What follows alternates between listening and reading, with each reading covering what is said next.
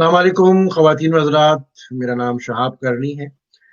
I-95 T V Washington کے studio سے آپ کی خدمت میں حاضر ہوں۔ آج یہاں اتوار کی صبح ہے، اسی طرح پاکستان میں شام کا وقت ہوگا 6 یا 7 بجے پاکستان میں۔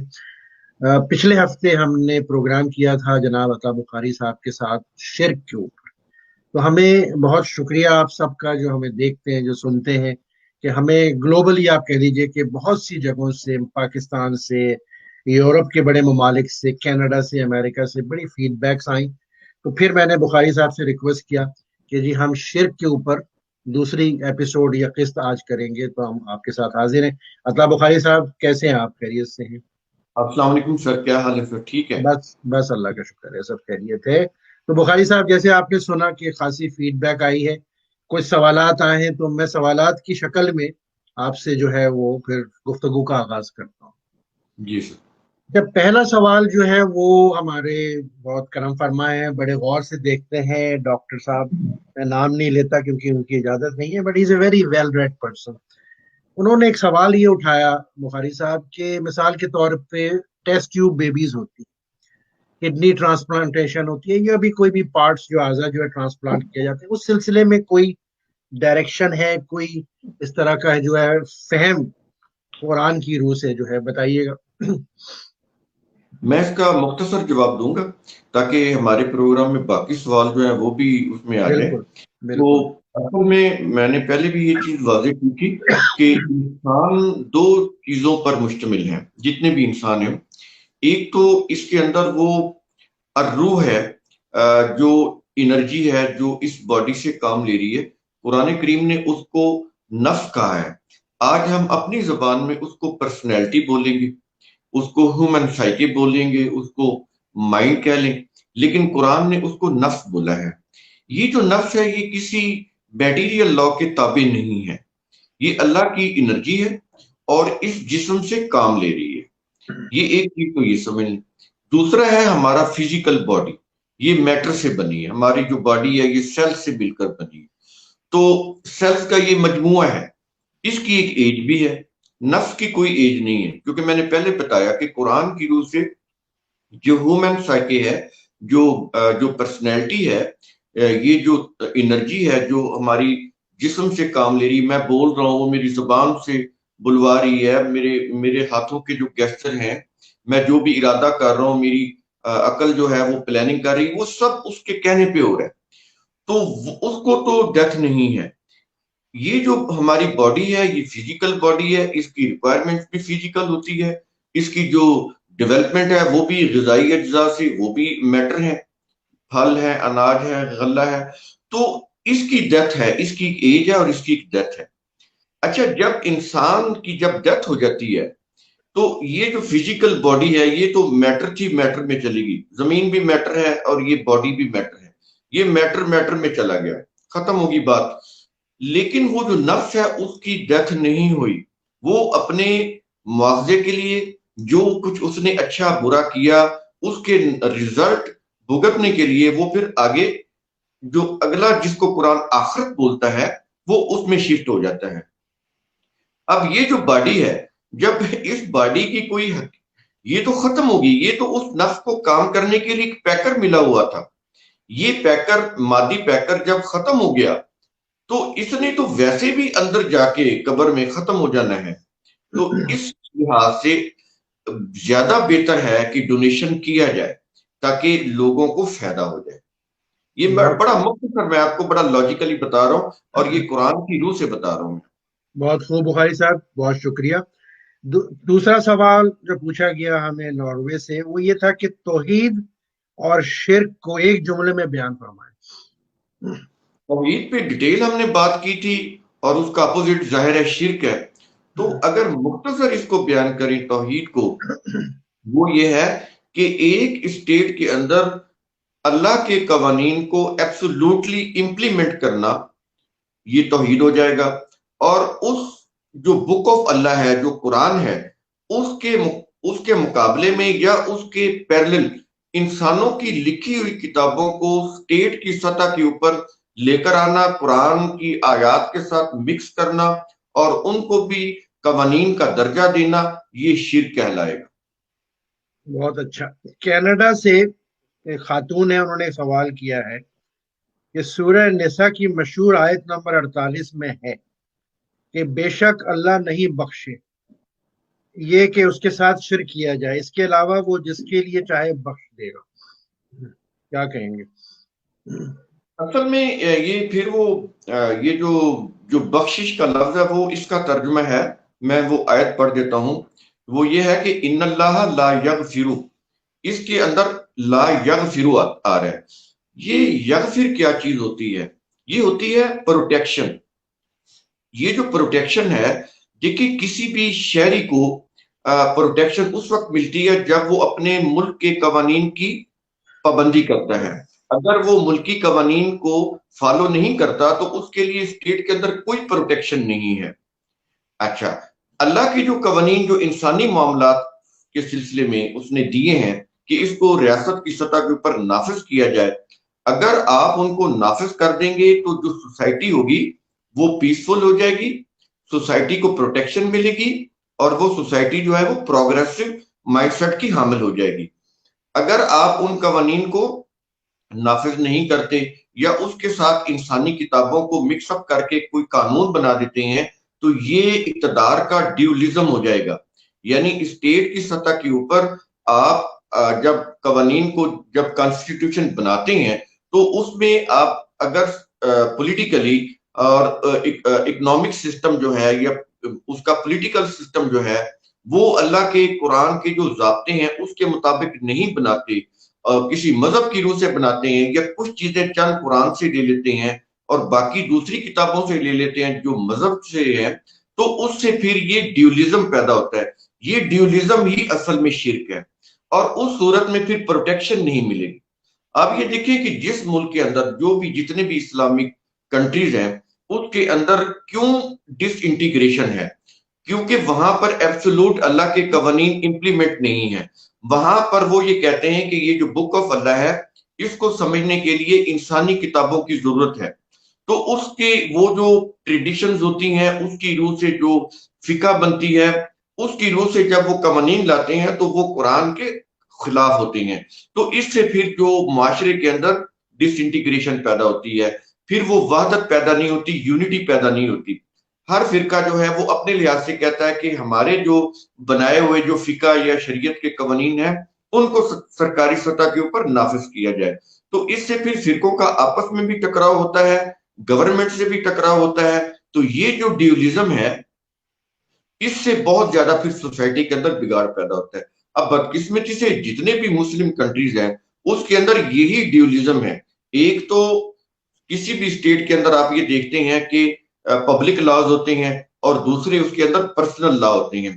اب مسلم کنٹریز کے اندر ہوا یہ ہے کہ انہوں نے پبلک لاز کو رولرز نے اپنے پاس رکھا ہوا ہے, اور جو مذہبی جو تنظیمیں ہوتی ہیں ان کو اپنے ساتھ ملانے کے لیے انہوں نے ان کو پھر ریلیجس اتھارٹیز دی ہوتی ہیں, نکاح طلاق وراثت کی ان کو اتھارٹیز دی ہوتی ہیں. یہ پھر پرسنل لا کے تحت آتے ہیں. جب کسی بھی اسٹیٹ کے اندر جب پبلک لا اور پرسنل لا ایک ہی حکومت کے پاس نہ ہو تو وہاں پر پھر انتشار پیدا ہوتا ہے. اس لیے مسلم ممالک کے اندر یہ انتشار دن بدن بڑھتا چلا جا رہا ہے, کیونکہ انہوں نے ڈیولیزم پاور کا ڈیولیزم قائم کیا ہوا ہے کہ پبلک لاز اپنے پاس رکھے ہوئے, پرسنل لا جو ہیں وہ ریلیجس تنظیموں کو دیے ہوئے ہیں. وہ پھر بیٹھ کے فیصلہ کرتے ہیں, فتوے دیتے ہیں, حرام اور حلال کی چیزیں کرتے ہیں. تو اس طرح معاشرے کے اندر وہ یونٹی ختم ہوتی ہے اور بگاڑ پیدا ہوتا ہے. بہت تو پھر بخاری صاحب. حفاظت نہیں رہتی. جی یعنی اصل جو پوائنٹ تھا کہ حفاظت نہیں رہے گی. پھر جو اس کے اندر چیز آ رہی ہے کہ ان اللہ لا یغفر, یعنی حفاظت ختم ہو جائے گی. یہاں پر بخشش کا معاملہ نہیں ہے. یہ جو لفظ ہے اسی سے مغفرت ہے, اس کا ترجمہ بھی بخشش کیا جاتا ہے. لیکن میں بتاتا ہوں کہ جیسے یہ موٹر بائک پاکستان کے اندر ہے, میں چھوٹی سی مثال دیتا ہوں. اس کے فیول ٹینک کے اوپر ایک سٹیکر لگا ہوا ہے کہ جب آپ ڈرائیو کریں تو ہیلمٹ کو سر سے پہن لیں. اس کے اندر ہیلمٹ کی جو عربی لکھی ہوئی ہے وہ مغفرت لکھا ہوا ہے, یعنی ہیڈ کو پروٹیکشن دینے والا. تو یہ جو یغفر ہے اس کا یہ مغفرت ہے, یہ حفاظت ہے, یہ بخشش کا معاملہ نہیں ہے. تو حفاظت اسی صورت میں ملے گی ایبسولوٹلی اللہ کے قوانین جب نافذ ہوں گے کسی بھی اسٹیٹ کے اندر. بہت شکریہ. بڑا دلچسپ سوال ہے، اور یہ ہمارے ایک پرماننٹ خاتون ہیں جو ہندوستان میں رہتی ہیں اور دیکھتی ہیں ہمارا I-95 کا، اور وہ ان کا تعلق ہندو مذہب سے ہے. میں پھر نام نہیں لے رہا ریسپیکٹ کے طور پہ، اور ناٹ الاؤڈ. بڑا اچھا سوال کیا انہوں نے. یہ بامبے میں ہے اور ان کا تعلق جو ہے کچھ فلم انڈسٹری سے بھی ہے. بہرحال انہوں نے کیا بتوں کی پوجا شرک ہے؟ دلچسپ سوال ہے اور جہاں سے آیا ہے. اس کا میں بتاتا ہوں کہ یہ جو ہم بت دیکھ رہے ہیں بیسیکلی آپ ان کی اگر بکس پڑھیں، ان کی تھوڑا سا ڈیپتھ میں جائیں، یہ بت جو ہیں یہ شبیہیں ہیں. ان کے جو کسی بھی مذہب کے جو بھی بزرگ ہوتے ہیں، مقدس ہستیاں مذہبی طور پر جن کو وہ بڑا مقدس سمجھتے ہیں، ایکچولی یہ جو بت ہوتے ہیں ان کی شبیہیں ہوتی ہیں، ان کے مجسمے بنائے ہوتے ہیں. تصور یہ ہوتا ہے کہ جب ہم ان کو فالو کر رہے ہیں تو چونکہ وہ ہمارے سامنے نہیں ہے، ان کو فوت ہوئے سینکڑوں سال ہو گئے، اب یہ کانکریٹ کانسیپٹ حاصل کرنے کے لیے ان کی شبیہیں بنا کے وہ سامنے رکھتے ہیں. عرب کے اندر بھی وہ جو بتوں کو پوجا کرتے تھے، جو مشرکین جو تھے، وہ بھی یہ نہیں کہتے تھے کہ ہم یہ جو مورتیاں خود بناتے ہیں کوئی تانبے کی یا سونے کی یا پتھر کی، تو وہ بھی یہ کہتے تھے کہ ہم ان کو نہیں پوجتے، ہم ان کی ورشپ نہیں کرتے. تو کس کی کرتے ہیں؟ وہ کہتے ہیں جن کی یہ شبیہیں ہیں ہم تو ان کو پوجتے ہیں، ہم تو ان کی ورشپ کرتے ہیں. تو ان کی ورشپ کرائی کس نے؟ ان کے پریسٹ نے. ان کے پریسٹ نے بتایا، ایک طریقہ دیا کہ یہ ان کی شبیہیں یا ان کے بت اپنے سامنے رکھ کر ان کو پکارو یا ان کو فالو کرو. تو وہ اس طرح سے ہے. اب ایکچولی بات کیا آ گئی کہ شخصیات کو فالو کرنا، یعنی شخصیات کے نام کے اوپر چاہے انہوں نے خود بنایا وہ مذہبی قانون یا انہوں نے ان کے نام کے اوپر ان کے پریسٹ نے بنایا، بات تو ایک ہی ہوگی. یعنی شخصیات کی جب آپ محکومی اختیار کریں گے، ان کے ریلیجس سلیب بنیں گے تو یہ شرک ہو جائے گا. اچھا، ایک اور دلچسپ سوال یہ آیا ہے. اوٹوا جو ہے وہ کینیڈا کا دارالخلافہ ہے، کیپٹل ہے، اور کینیڈا کی شہرت یہ ہے کہ جو ان کے وزیر اعظم ہیں جسٹن ٹروڈو، انہوں نے اپنی کیبنٹ میں بڑے ڈائیورس لوگ رکھے ہوئے ہیں، کلر کے حساب سے بھی، مذہب کے حساب سے. اگین نام نہیں لوں گا. ان کا تعلق سکھ مذہب سے ہے، کیبنٹ میں سرو کرتے ہیں جسٹن ٹروڈو کی کیبنٹ میں. انہوں نے ایک سوال بڑا انٹرسٹنگ ہے، وہ یہ کہ سیاسی، معاشی اور مذہبی طور پر شرک کیا ہے. وہ ایک سوال میں 3 ایلیمنٹ آ گئے. جی بخاری صاحب. تو اس کا کچھ جواب تو کافی ہم نے پہلے بھی دیا ہے، دوبارہ بتا دیتے ہیں. پولیٹیکلی شرک کیا ہے کہ آپ کسی بھی اسٹیٹ کے اندر اللہ کے قوانین کے ساتھ انسانوں کے بنائے ہوئے قوانین ملا دیں گے تو یہ شرک ہو جائے گا. ان کو جب امپلیمنٹ کریں گے یہ شرک ہو جائے گا. اکنامک سسٹم جو ہے اس کے قوانین اللہ نے قرآن کے اندر دیے ہوئے ہیں. اگر آپ انسانوں کے بنائے ہوئے قوانین کو اسٹیٹ میں امپلیمنٹ کریں گے، وہ کیپٹلزم ہو، وہ کمیونزم ہو، وہ سوشلزم ہو، کوئی بھی انسانوں کا بنایا ہوا معاشی نظام، اس کو امپلیمنٹ کریں گے تو یہ معاشی طور پر یہ شرک ہو جائے گا. اور ریلیجس تو آپ کے سامنے ہے کہ جو بھی ریلیجس ان کی جو کتب ہیں ان کو اللہ کے قوانین کے ساتھ اس کے پیرلل میں لے آنا اور ان کو بھی قانون کا درجہ دے دینا، یا ان کے لکھنے والے جو جن کے نام سے منسوب ہیں وہ فوت ہو گئے اور انہوں نے جو اگر کوئی فقہ یا اس طرح کی شریعت کے یا ان کے مذہب کے کوئی قوانین بنائے تو ان کو فالو کرنا. تو یہ تو پھر کیونکہ کوئی بھی انسان پرماننٹ قوانین انسانوں کے متعلق بنا ہی نہیں سکتا، اس کے پاس اتنا نالج ہی نہیں ہے، بنا ہی نہیں سکتا. یہ تو کریٹر بنا سکتا ہے. انچینجبل لا کوئی انسان نہیں بنا سکتا، یہ صرف اور صرف اللہ بنا سکتا ہے کیونکہ وہ کریٹر ہے، وہ انسانوں کی نیڈ اور وانٹ کو جانتا ہے. تو اس نے وہ اپنے علم کی بنیاد پر بنائے ہیں، تو وہ پرماننٹ ہے، پرپیچول ہے، فار ایور ہے، وہ کبھی چینج نہیں ہوتے. تو جب بھی آپ انسانوں کے بنائے ہوئے قوانین، وہ سیاسی ہوں، وہ معاشی ہوں یا مذہبی ہوں، جب بھی آپ ان کو امپلیمنٹ کریں گے تو یہ شرک ہو جائے گا. بہت اچھا. اچھا، آپ کا پروگرام بخاری صاحب، ہماری بہنیں جو ہیں اور خواتین کی تعداد بہت بڑی تعداد میں میرے خیال میں دیکھ رہی ہے، اور کیونکہ یہ جو سوال آیا یہ بھی ایک خاتون کی طرف سے ہے، پاکستان سے ہے، کہ جب قرآنی اصول نہیں بدلتے تو انہیں بدلتے زمانے میں کیسے نافذ کریں گے؟ اس میں دو چیزیں ہیں، میں آپ کو بتاؤں گا، ایک ہوتا ہے کانسٹنٹ اور ایک ہوتا ہے ویریبل۔ جو اللہ کے لا ہیں جو قرآن کے اندر بیان ہوئے ہیں یہ کانسٹنٹ ہے، فار ایور ہیں، یہ کبھی نہیں بدلتے، یہ انچینجبل ہے۔ اور دوسری چیز ہوتی ویریبل، جیسے جیسے علم ترقی کرتا ہے، تحقیق آگے بڑھتی ہے، تو اسی طرح سیولائزیشن میں بھی چینج آتی ہے، تہذیب اور تمدن بھی بدلتے چلے جاتے ہیں۔ تو اسی طرح انسان کا جو لائف سٹائل ہے وہ بھی بدلتا چلا جاتا ہے، اسی طرح پھر زمانے کے جو تقاضے ہیں وہ بھی بدلتے چلے جاتے ہیں۔ تو بدلتے ہوئے تقاضوں کو کس طرح سے اس کے اندر اللہ کے قوانین کو ریاستی سطح کے اوپر کیسے امپلیمنٹ کرنا ہے، اس کے لیے پھر وہ چیز آ جاتی ہے بائی لاز۔ تو انسان جو ہیں وہ بائی لاز بنا سکتے ہیں اللہ کے قوانین کو امپلیمنٹ کرنے کے لیے، اپنے زمانے کے تقاضوں کے مطابق، بدلتے ہوئے حالات کے مطابق وہ بائی لاز بنائیں گے تاکہ اللہ کی جو پرپیچول لا ہے ان کو امپلیمنٹ کیا جائے۔ اب اس کو میں آپ کو تھوڑا سا پیچھے لے جاؤں کہ قرآن کریم کے اندر لاز آتے ہیں، بائی لاز کا وہ ذکر نہیں کرتا۔ نبی کریم صلی اللہ علیہ وسلم کے دور کے اندر جب جو اللہ کے یہ قرآن کے قوانین جب نافذ تھے، آج وہ دور نہیں ہے۔ صحابہ کرام کی جو حکومتیں تھیں ان کے اندر بھی حالات مختلف تھے زمانے کے، وہ تہذیب اور تمدن بالکل ڈیفرنٹ تھا، آج ڈیفرنٹ ہے۔ تو اس دور کے اندر اور اس دور کے اندر تہذیب اور تمدن کا فرق ہے۔ اب دونوں کے اندر جو کانسٹنٹ ہے وہ کیا چیز ہے؟ اللہ کے قوانین۔ تو ان کو نافذ کرنے کے لیے ویریبلز کیا چیزیں؟ حالات اور واقعات۔ تو ان ویریبلز کے مطابق ہم بائی لاز جو ہیں وہ فارمولیٹ کریں گے کہ ایڈمنسٹریٹولی وہ قوانین امپلیمنٹ کیے جائیں۔ تو اس لیے قرآن کریم لاز کو ذکر کرتا ہے جنہوں نے فار ایور قیامت تک چلنا ہے، لیکن وہ کسی بھی دور کے بائی لاز کو بیان نہیں کرتا، کیونکہ وہ جو بائی لاز ہے اس دور کے جو لوگ ہوں گے انہوں نے خود فارمولیٹ کرنا ہے اپنے زمانے کے حالات اور واقعات کے مطابق۔ جناب ایک یہ ناروے سے اگین ان کا تعلق بھی جو ہے وہ ہندو سے ہے، مذہب سے۔ انٹرسٹنگ ہے کہ لوگ دیکھ رہے ہیں، وی آر گریٹفل۔ انہوں نے کہا کہ قرآنی قوانین کے نفاذ کے لیے کیا سنت، اجماع اور شورا لازمی ہے؟ اچھا، اس میں پہلی چیز تو سنت لیں۔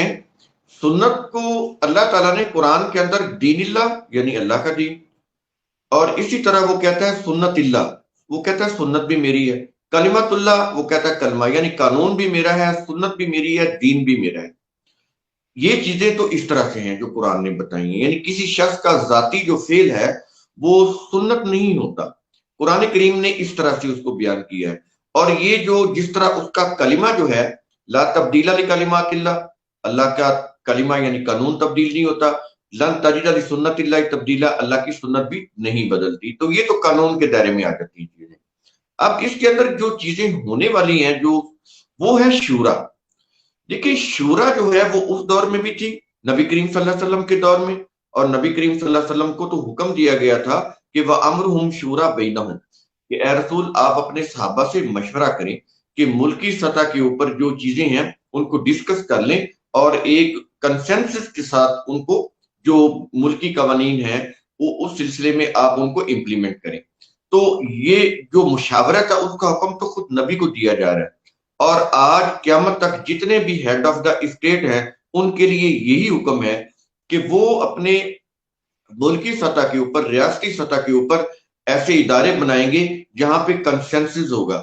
اب یہ دیکھیں ہمارے پاکستان میں، آپ یہ دیکھیں یہاں پر پارلیمنٹ ہے، میں اس کو تھوڑا سا آج کے دور کے ساتھ اس کو کورلیٹ کرتا ہوں۔ تو پارلیمنٹ جو ہوتا ہے یہ فیڈرل لیجسلیٹو ایک برانچ ہے پاکستان کے اندر، میں پاکستان کی مثال دیتا ہوں۔ تو اس کا جو آگے جو دائرہ کار ہے کس طرح سے ہوتا ہے، ایک تو اس کا پریزیڈنٹ ہے، دوسرا اس کے اندر دوسری سائڈ پہ آ جاتی ہے نیشنل اسمبلی ہے اور سینٹ ہے۔ یہ نیشنل اسمبلی اور سینٹ مل کر پارلیمنٹ بناتے ہیں، یہ پھر کانسٹیٹیوشن بناتے ہیں۔ اس کانسٹیٹیوشن میں کیا چیزیں ہوتی ہیں؟ وہ یہی ہوتی ہیں کہ اسٹرکچر آف گورنمنٹ کیا ہوگا، اور اس میں جو ان کی جو پاور ہے اس کی لمیٹیشن کیا ہوں گی، کس کو کتنی پاور حاصل ہے، اس نے کتنی ایکسرسائز کرنی ہے، جو پیپل ہے، جو لوگ ہیں، ان کے بنیادی حقوق کیا ہے۔ تو یہ ساری چیزیں کانسٹیٹیوشن میں آتی ہیں۔ اس دور میں یہ ادارے تھے اور یہ چیزیں ڈسکشنز ہوتی تھیں۔ نام مختلف ہو جاتے ہیں، شورا کی ایک وہ کمیٹی ہوتی تھی اور دوسری کمیٹی ہوتی تھی حل و عقد۔ حل و عقد میں کیا چیزیں ہوتی تھیں؟ اس میں یہ ہوتا تھا کہ ایڈمنسٹریشن کے امور، اور اس میں اتھارٹی مینجمنٹ کے جو امور ہوتے ہیں وہ ڈسکس ہوتے تھے۔ تو اس روح سے یہ سارے معاملات کیے جاتے تھے اسٹیٹ کی سطح کے اوپر۔ تو یہ چیزیں ہیں، اس طرح سے ایک اسٹیٹ کو چلایا جاتا ہے۔ حکومت کے لیے ایک سٹرکچر بنایا جاتا ہے کہ کس طرح کا نظام ہوگا، کیسے وہ کام کرے گی، کس طرح سے لوگوں کو ان کے جو رائٹس ہیں وہ پورے ہو جائیں، کہ وہ ان کو پورے حقوق ملیں۔ اس سلسلے میں یہ ساری چیزیں ہیں۔ تو شورا ہوگی اور دوسرا ہوگا حل و عقد، جس کو میں نے آپ کو بتایا ہے کہ ایڈمنسٹریشن یا اتھارٹی مینجمنٹ کی کمیٹی۔ تو وہ اس دور میں بھی تھی، وہ اب بھی ہے، اور دنیا میں بیشتر ممالک میں اسی اصول کے اسی طرح یہی سٹرکچر ہے حکومتوں کا، ریاستوں کا، کم و بیش اسی طرح ہی وہ چلتے ہیں، اسی طرح ہی وہ کام کرتے ہیں۔ بہت شکریہ بخاری صاحب۔ آخری سوال اگر اجازت ہے آپ کی، تو اس وقت جو مسلم ورلڈ ہے اور خاص کر پاکستان، جو ہمیں سننے کو آ رہی ہیں چیزیں، اور ابھی ریسنٹلی کچھ ہفتے پہلے ایک بڑا وہاں پر ٹریجڈک واقعہ ہوا موٹر وے کے اوپر، اس سے یہ ملتا ہوا سوال ہے، تو امید ہے کہ آپ جواب دینا چاہیں گے اس کو، except to your comfort level, کہ زنا اور اس کی سزا کے لیے 4 گواہ، سنساری وغیرہ کے مسائل پر اختلافات ہیں۔ زنا کے مجرم محض گواہ نہ ہونے پر بری ہو جاتے ہیں، ان مسائل کا کیا حال ہے؟ جی بخاری صاحب۔ دیکھیں، قرآن کریم کے اندر 24 نمبر کی سورہ النور ہے، اس کی دوسری آیت کے اندر زنا کی سزا کا ذکر ہے، لیکن وہاں پر کسی وٹنس کا کوئی ذکر نہیں ہے۔ تو میں یہاں پر یہ بات کلیئر کر دوں کہ زنا کے لیے 4 گواہوں کا ذکر اس آیت کے اندر نہیں ہے۔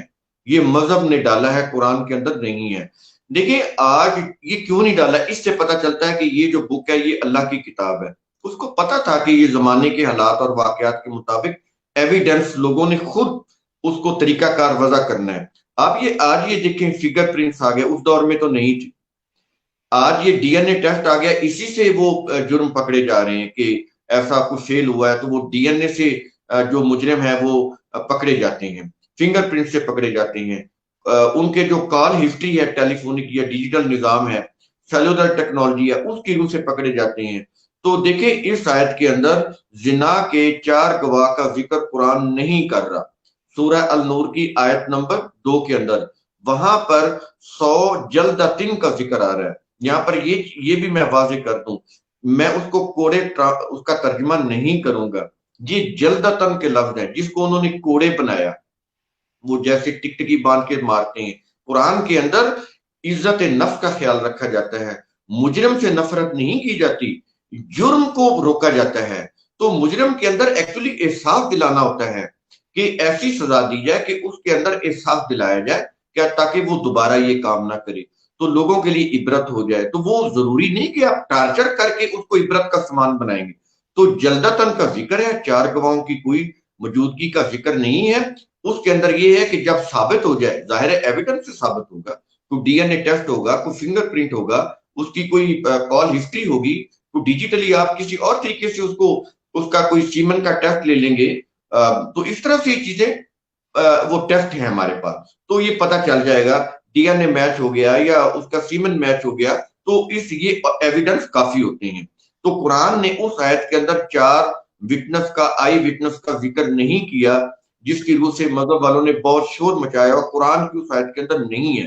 آگے اسی سورہ النور کی آیت نمبر 4 کے اندر 4 گواہوں کا ذکر ہے، لیکن وہاں پر زنا کی بات نہیں ہو رہی، وہاں پر یہ بات ہو رہی ہے کہ اگر کوئی لوگ کسی پاکیزہ عورتوں، کوئی بندہ کسی پاکیزہ عورت کے اوپر الزام لگاتا ہے فالس ایلیگیشن کرتا ہے تو وہ بندہ ثابت کرے گا 4 گواہ لا کر. اگر وہ 4 گواہ پیش نہیں کر سکتا تو پھر 80 جلدتاً جو ہے اس کو لگائے جائیں گے کہ اس نے کیوں جھوٹی تہمت لگائی. تو 4 گواہوں کا ذکر وہاں پر ہے.